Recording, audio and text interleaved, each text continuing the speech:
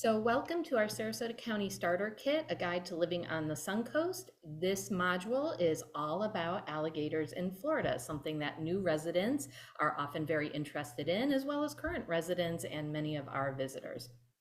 So I'm Dr. Catherine Clements. I'm the Ecology and Natural Resources Educator at University of Florida IFAS Extension in Sarasota County. And in my role, I provide education for our community about wildlife, both education about species here, but also answering concerns or questions that people have. I also have programming on native and invasive species, the health benefits of nature, and I do eco walks at our county parks and preserves. This is our Sarasota County Extension office, so if you are local to Sarasota County, which I'm assuming most of you are, if you haven't been there yet, it's a lovely place. We are currently working on growing our educational gardens. Our master gardeners have actually started to have a greenhouse installed there, and we already have some lovely gardens, and we'll continue to have more over the next year or two. We also do classes right here at our location, and most of those are free or low cost. So please feel free to come and visit us, take another class with us, walk around our demonstration gardens, or bring your questions directly into our office. We do programming in 6 core areas that you see here on your screen. Sarasota County is a very diverse county. We have urban, suburban, rural, and agricultural areas. And so we do programming to address all of our community needs, as our extension offices are a partnership between their local county, the University of Florida, and the USDA. And our mission is all about education and bringing the science and the research done at the university to our local communities. So we are talking about alligators today. And are there alligators in Florida? I'm sure you all have seen them already, and you all know, yes, there are. In fact, we have both the American alligator and the American crocodile here in Florida. On the bottom left, you see the range map for the American alligator. So the American alligator is found all throughout the Gulf Coast states, all through Florida, and then up the coastal part of our southeast. Here in Florida, it's estimated that we have 1.3 million alligators compared to the now 22.2 million people. So there's about one alligator for about every 20 or so people in the state. We don't have very many crocodiles though, and crocodiles are at the northern limit of their range here in Florida. So the American crocodile, as you can see on the right-hand side of your screen, it is a saltwater creature, so it is only found along the coastal areas from about Tampa Bay down to the south of Florida and then back up the other side straight across from Tampa Bay. And really, Tampa Bay region is at this point its highest northern range, so we actually don't get very many in Sarasota County. It's quite rarer if we do have a crocodile here. So mostly what you are going to see 99.9% of the time is the American alligator. So where do alligators live?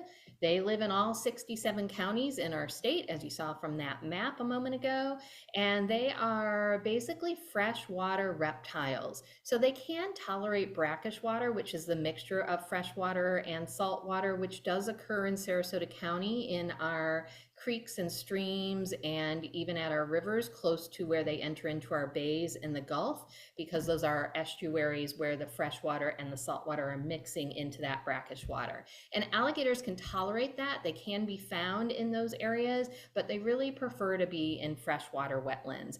And that's going to be your swamps, your rivers, and our lakes. And in Sarasota County, almost all of our lakes, or the things we call lakes, are actually stormwater ponds. So those of you that bought lakefront property, you really bought stormwater pond property. And yes, alligators love to live there. This is actually a picture of Myakka River State Park when the river has flooded over its banks. So it's looking very marshy right there. And that is one of the best places to see alligators in Sarasota County. So how big do alligators get? They're about 9 to 10 inches when they hatch, and then they can grow anywhere from 2 to 12 inches per year. And that variation is due to how healthy their diet is, how stressed they are during that year, whether or not they get sick or injured. So if it's a really good year, they might grow a foot.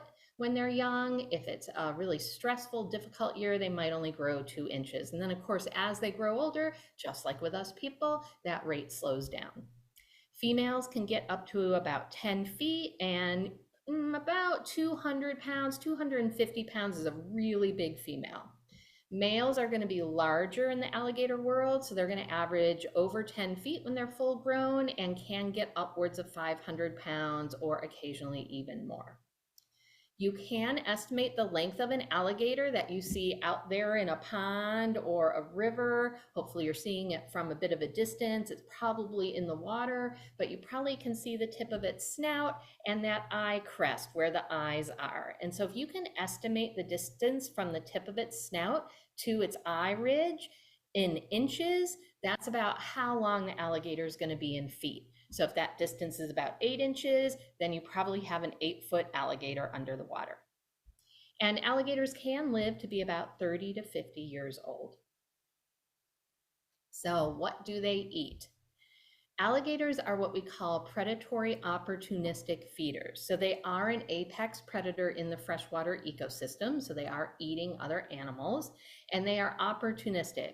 I like to talk about this like they are couch potatoes. So sort of like if you've had a really long, hard day at work or with the kids or the family, and you're just worn out and you come home and you just want to sit on the couch and relax, maybe watch a little TV, but you're starving. And somebody in your family brings you a bowl of popcorn and that's not really your favorite thing. Do you care? No, you're going to eat it anyways, because at that point, you're an opportunistic feeder. You just want something easy. And that's what alligators are. They do eat other animals, but they really don't want to expend a lot of energy because they are ectothermic, or what we call cold-blooded often. And as ectotherms, their energy is at a premium. They have to bask in the sun or warm up in order to have the energy to move around, to catch food. So they really don't like to expend a lot of energy. So if something happens to swim by, like a turtle, and that's what the alligator in this picture is eating, if something swims by and gets a little too close, then the alligator is going to grab that if it's hungry. He's not going to make a lot of effort to get something. But if something like a feral hog gets down to the edge of the water and the alligator is hungry and at the edge of the water, then yes, the alligator will lunge out of the water to get that feral hog. So small alligators, like juveniles, are going to eat primarily small things. They're going to eat insects, amphibians, small fish, and other invertebrates like frogs and things like that, and then invertebrates like bugs and aquatic things that are small. Adults are going to eat fish, snakes, turtles, small mammals, and birds. So obviously the larger the adult, the larger the food that it can potentially eat. Adult alligators only need to eat about once every 2 weeks, so they don't eat all that often. So when are alligators most active? Well, they are most active at night and then during mating season, dry season, and warm weather. Because once again, since they're ectothermic, the warmer it is outside, the less they have to spend time to warm themselves up in order to get their metabolism going and in order to start moving around. So the warmer it is, the more likely they can be active if they want to be. The colder it is, the harder it is for them to actually be active. Courtship behavior for alligators begins in March and April. So this is when they are more active, is during the spring when they're out looking for mates. Mating season occurs a couple months after that, around May through June. So really that whole time frame between March and June is when we start hearing about alligators being out and about. We start hearing about it on the news, and we're seeing alligators more often because not only is it courtship and mating season, but it is also corresponding to our dry season here in Florida. So normally, in a normal year, our Florida dry season is October through May. And so the end of dry season corresponds with the whole part of mating season. And what that means for an alligator is that some of the places that they may be happy and comfortable and finding food in the pond they're in, that pond may start to dry up. It may not have as much food in it anymore. It may not have deep enough water that the alligator likes. And so not only might the alligator be moving around to look for a mate, but it also may be moving around looking for another source of water that it likes to call its home. Also, there'll be some territorial things happening during mating season, and so the bigger alligators are going to stake their territory, and the smaller boy alligators are going to be needing to move around in order to find a place that they can call home and perhaps get a female. So after mating, the female builds a mound of soil and vegetation for her nest. So right up here on the upper right, you're seeing a picture of a nest. There's the female alligator right there. So that's an adult female. And the nest is quite large. She will wallow out an area in the mud or on the side of a riverbank, and then she'll lay her eggs there, about 32 to 46 eggs in late June or early July. She'll cover the eggs with mud and then with some of this dried vegetation. The nest is about 2 to 3 feet high and 5 to 7 feet wide. And the females, like you see here in this picture, will stay by the nest to guard the eggs, and they also move that nesting material around to adjust the temperature. So the gender of baby alligators is actually what we call temperature dependent sex determination. So depending on the temperature in that nest and where the eggs are laid in that nest will determine the actual gender of the babies. So eggs will hatch about mid-August through early September, and the females will actually help move some of the nesting material away from the eggs as the eggs are getting ready to hatch, and they will also carry the babies in their mouths to the water if the babies are struggling to do that. They don't stay with them for long periods of time usually, but they will stay with them for days to weeks. So, why are alligators important? Well, they are that freshwater apex predator, and you might say, well, why is that important? And that's important because we don't want a million other sort of what we call mesopredators, or things that are in the middle of the food chain or food web, just running rampant and running crazy with their populations. So all of our apex predators help to keep our populations in our ecosystems in balance so that we don't have a million rats. If you're a hawk or an owl or another bird of prey, you're helping to keep some of the rodent populations in balance. If you're an alligator, you're helping keep some of the raccoons and the turtles and the fish in balance so that we don't have too much of one thing and not enough of another. And that's really important in terms of ecosystems. They are also called ecosystem engineers because, especially in some of our drier regions, they create these things called alligator holes, where they use their really strong tail and their back legs to move around and wallow out a depression in the wetland areas. And then as the wetlands dry up, that may be the only place that holds water, especially in places like the Everglades. And so for some of our threatened and endangered fish and amphibians, that might be the only place they have to survive over the dry season, or for our amphibians to lay their eggs for the frogs of the next season. So incredibly important. In fact, they're so important that we call them indicator species in the Everglades. So as we are trying to do Everglades restoration as scientists, we actually monitor the alligator population in the Everglades as an indicator to how well our restoration efforts are doing. They're also considered a keystone species. So this is like an alligator with a bunch of initials after their name. They're so important. They got lots of things going on. They got lots of names and terminology attached to them. So a keystone species is like that keystone, that triangular stone in the middle of the arch of the bridge that you see there. And that keystone, if it is removed from the bridge basically collapses. So when a species is so important to the ecosystem that they're in, that if their disappearance would cause a potential collapse of the ecosystem, we call them keystone species. So lots of reasons why we want to maintain these alligators and their populations. beyond just that they're a wonderful, iconic species of wildlife here in Florida. So in Florida, they actually were endangered from 1967 to 1977. They are now fully recovered in all of their native range states, but their largest populations are here in Florida and also in Louisiana. Since 1987, they have been relisted, not because their populations are suffering, but they're listed in a category called threatened due to similarity of appearance. And this is because they really closely resemble the American crocodile, which, as you saw in Florida, there's 2,000 approximately. So we don't have very many American crocodiles, so they are actually considered threatened. And since they're protected and the average person can't tell a crocodile from an alligator very easily, we protect the alligator too, so that someone doesn't injure or do something to a crocodile thinking that it's an alligator. Alligators can be legally taken, which means they can be hunted or removed or trapped only by individuals with proper licenses and permits because they are protected by law in our state.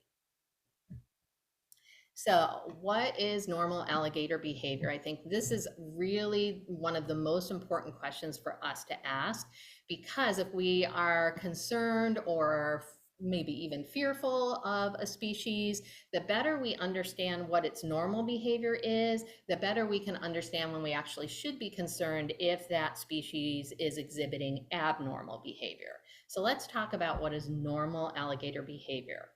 Some of these pictures you're going to see now, totally normal alligator behavior. Here's a picture of an alligator I took just basking in the sun because they're ectothermic. They're trying to warm up. In fact, they have something called osteoderms, which are bony structures underneath their skin. It's part of what gives them all this ridging that helps collect the sunlight and hold the sunlight to help their bloodstream warm up and get their metabolism going. So this is very normal for them to lay in the open, basking in the sun near water. This one happens to be along the Myakka River, but it could be an alligator on the side of your stormwater pond or potentially even on the golf course. They don't know the difference. They're just looking for somewhere flat and comfortable to lay and bask in the sun. It's also very normal when alligators are frightened for them to quickly return to the water. So this is a kayak that I'm in. I'm on the Myakka River. I actually have a broken leg in this picture that you can't see. So I'm in my kayak with a broken leg, and right here is a big old alligator. I'd say this alligator is probably about, I don't know, maybe 8 or 9 feet. The only way I have to go is down past the alligator. And this was very narrow and very shallow because this actually was during dry season last year. So I'm going to try my best to go to the right-hand side of the river at this point because this alligator is trying to warm itself up and get its energy going. I don't want it to have to expend a lot of energy to try to get away from me and get in the water. But unfortunately, I wasn't successful. And here's the alligator as we're kayaking by it. It did go into the water because that's where alligators feel the safest. So when they are scared, and alligators are going to be scared of us, they're going to be scared of a kayak or a canoe because we are big. We are not the size of their prey. And so we should be scary to an alligator, and where they feel safest is water and often the deepest part of the river or the lake. So they will often get into the water super quick because they're scared. And for us, it may seem like they are coming at us really quickly. They're making a whole lot of noise, but really they're doing that all just because they're scared and they want to get in the deepest part of the river. So that's very normal. This alligator may look a little menacing. See some of its teeth, almost like it's smiling at me. So once again, I'm kayaking. I'm in a different part of the Myakka River on a different day here. In fact, this is the bridge on Clark Road or State Route 72 that goes right over the Myakka River, and I'm kayaking under the bridge, and there were a bunch of alligators under here. And once again, I tried to stay away from them, but they were very scared of me. It looks like the alligator is coming right towards me, but it's not. The alligator is just trying to get into the water as quickly as it can.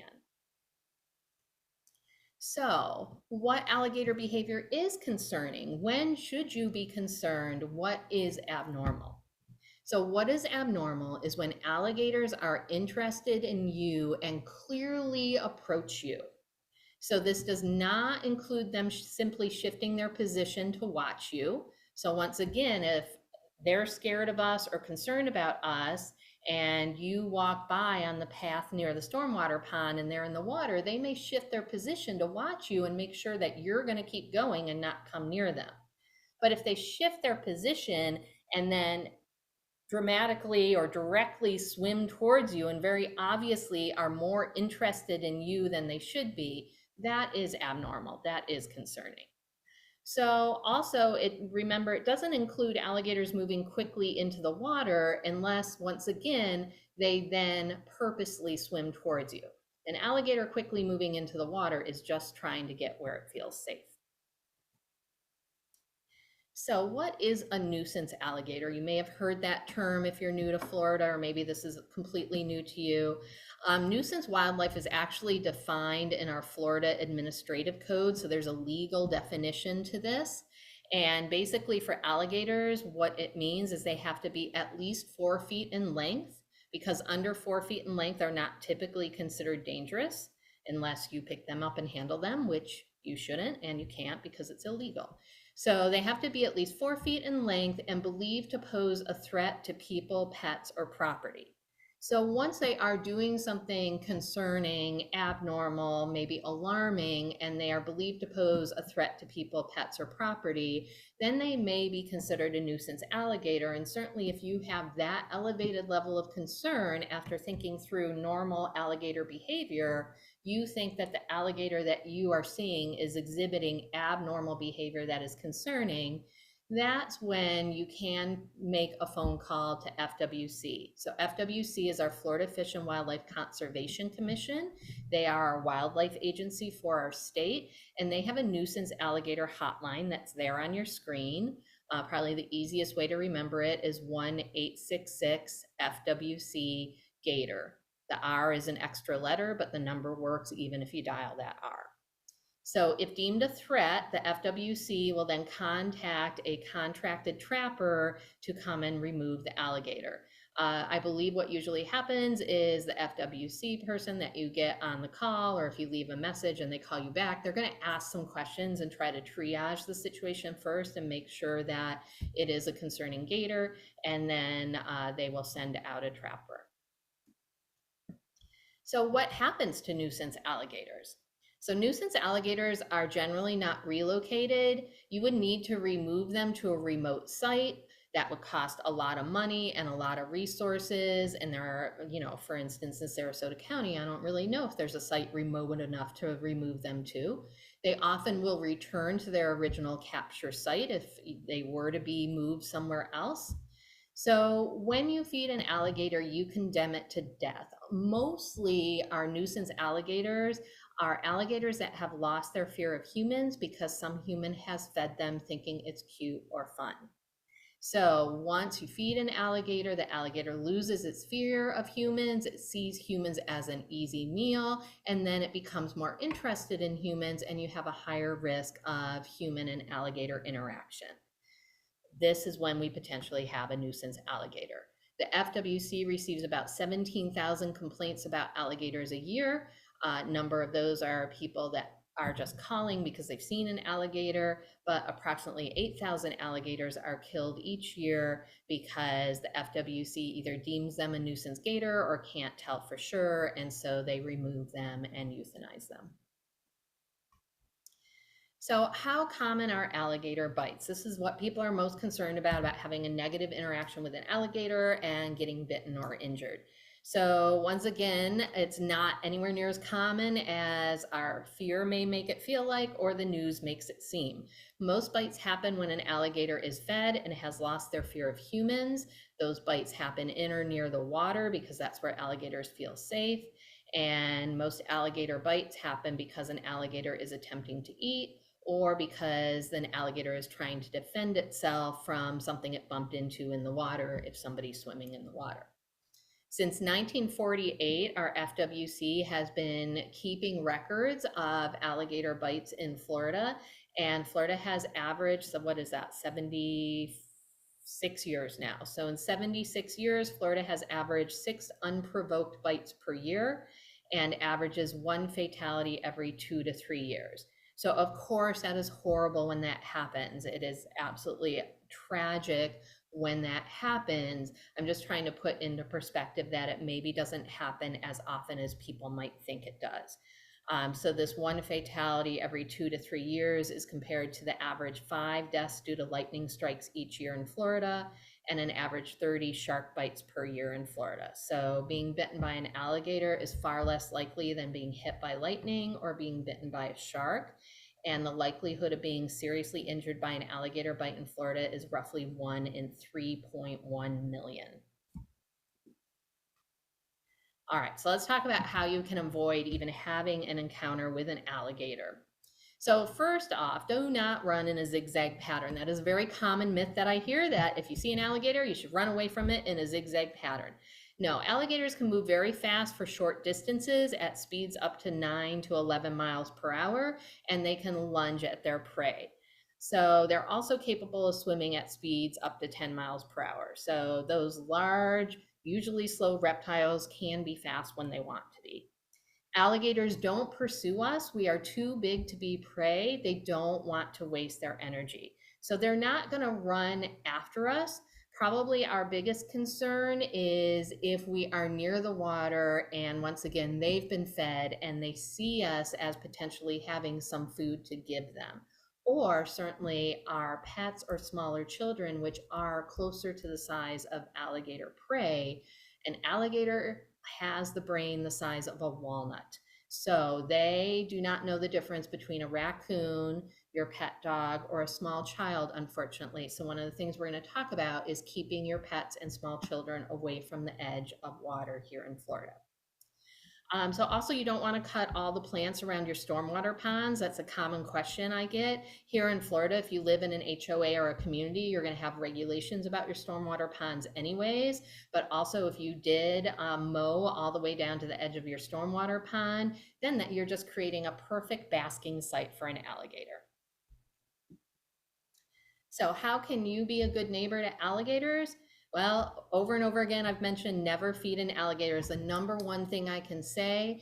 Not only are you endangering yourself, but you're endangering the people after you that alligator might come in contact with. Once an alligator loses its fear of humans, it's more likely to approach humans. It's more likely to reach for humans because it's thinking they're an easy source of food, that they're going to have a marshmallow or a hot dog or a fish or whatever their experience has been with humans before. So never feed an alligator. It actually is illegal in the state of Florida as well. You want to dispose of fish scraps in garbage bins. Do not throw them into water. So if you're fishing, don't gut your fish and throw that right back into the water, because that's just an easy meal for those predators. And once again, they're going to associate human beings and their actions with an easy meal. So here's the other really important one. Closely supervise your children and pets around fresh and brackish water and keep them at least 10 feet from the water's edge.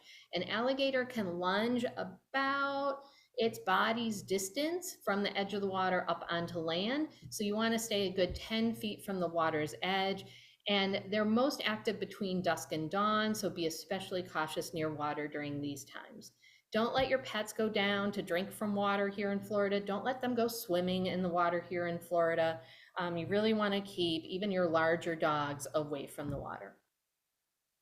If possible, allow an alligator that has traveled into an unwanted area to simply move on. So that does occur sometimes. That's often what you see on the news. An alligator gets in someone's driveway, is near someone's front door. So if possible, allow that alligator to travel on. It's just trying to find its mate or its next watering hole, and it really doesn't want to be there. You certainly can call the authorities if you feel that you're concerned or you're unsafe, then certainly make a phone call if you need to. But in general, if you give that alligator time, it's going to get up and move on. And be part of the solution. Educate others, educate your family and friends that come and visit. Let them know that they should stay away from the water and that they should definitely never feed an alligator. You can learn more about alligators at the Florida Fish and Wildlife Conservation Commission website. They even have a printable pamphlet called A Guide to Living with Alligators. They have a little short, like 3-minute video that says all of the things I basically said, but really quickly in a short format. So lots of information about alligators and how to live in Florida in an area where alligators have lived for thousands of years. We also have a Florida wildlife webpage. I'm going to give you these links at the very end, so you don't have to worry about getting to the QR codes. But I have a Florida wildlife webpage that has webinars, blogs, and resources about over 70 species of native wildlife. So if you want to learn more about the birds and the mammals and the reptiles that live down here, that's a great place to go. There's also one about invasive species as well. And then if you really love learning about our ecosystems and wildlife down here, the Florida Master Naturalist Program is a statewide program for adults through the University of Florida. We teach all of these courses at some point throughout a few-year basis. I have the upland systems coming in the fall, and I will share a link with you in case you're interested in learning more about these courses. And where can you go to see alligators? Probably the best place here in Sarasota County. If you've got friends and family visiting, people want to go see alligators, is to go to Myakka River State Park. You can generally see them along the main drive. There's a bridge everybody stops at that they look at the alligators in the Myakka River, or you can go down to the lake. Just once again, please keep your distance to stay safe and not to bother our wonderful alligator neighbors. We have over 50,000 acres of hiking, biking, equestrian trails, and wildlife viewing opportunities here in Sarasota County. It's an amazing county to get outside and look for wildlife and just connect with nature.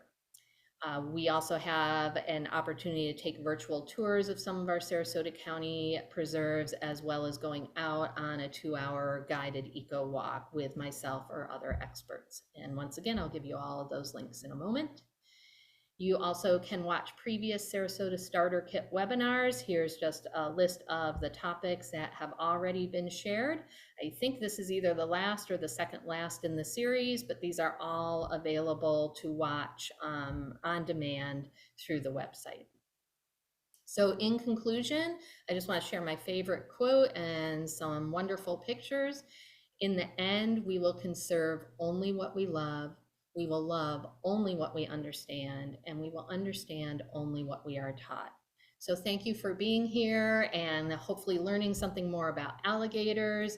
Also, thank you for taking this information and sharing it with others, because that's how we make a difference in the world and help to diminish people's fear about alligators and help them connect with our wonderful environment and wildlife here in Sarasota County.